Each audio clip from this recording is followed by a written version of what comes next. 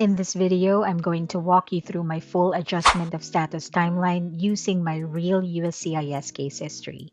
You'll see every update I received from the time I filed my application until my green card was finally approved. To view your own case history, log in to your account at my.uscis.gov and click on Add a Case to your account. Next, enter your receipt number, the one that starts with letters like MSC, LIN, etc. You can find this number on your I-797 Notice of Action. If you've already added your case before, you don't need to do this again. Just click on Case History to see all the updates USCIS has made on your application. Now, let me show you the case history for my I-130 petition, which is part of my adjustment of status process. I mailed my entire package around July 29 of 2024, and USCIS shows they officially received it on August 2. After months of waiting, my I-130 was finally approved in February 2024.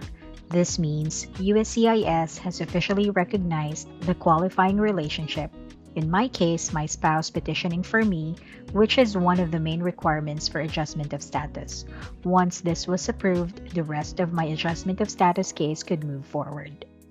Let's look at my I-765 and I-131. These were approved and delivered earlier than my green card. The I-165 is the work permit and the I-131 is the travel permit called advance parole. USCIS usually processes these together and they often get approved before your green card, so you can start working and traveling outside the United States while you're still waiting for your adjustment of status to be finalized. These documents are much faster to issue than the actual green card because they don't require the entire adjustment of status case to be completed. Keep in mind, applying for the work and travel permits is optional, but if you want flexibility to work legally and travel abroad while your green card is still pending, it's definitely worth including these forms in your package. It can help you avoid being stuck waiting months with no income or the inability to travel. For adjustment of status like me, there's a discounted fee for Form I-765 because I timely filed my I-485. USCIS only charged me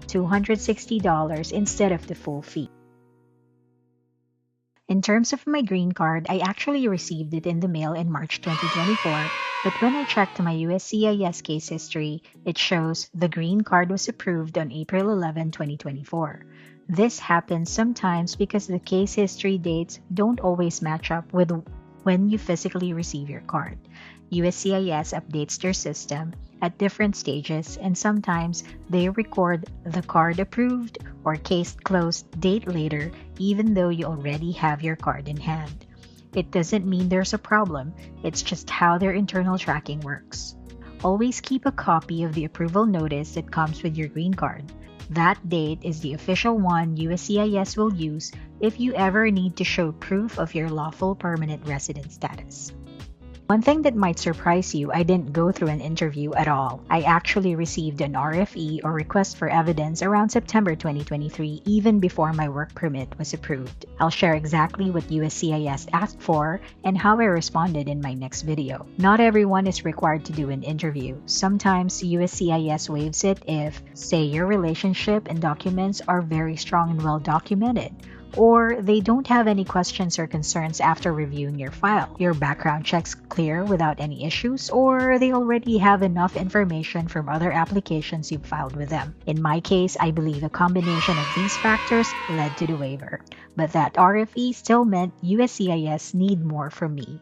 What they ask for might surprise you, so stay tuned for the next video.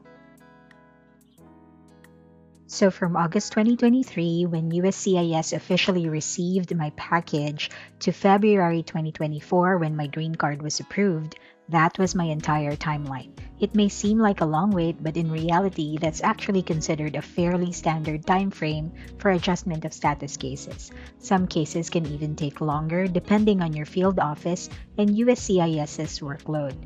If you're still waiting, don't lose hope. The process can feel slow, but as long as you respond to any RFEs quickly and keep your documents in order, your time will come.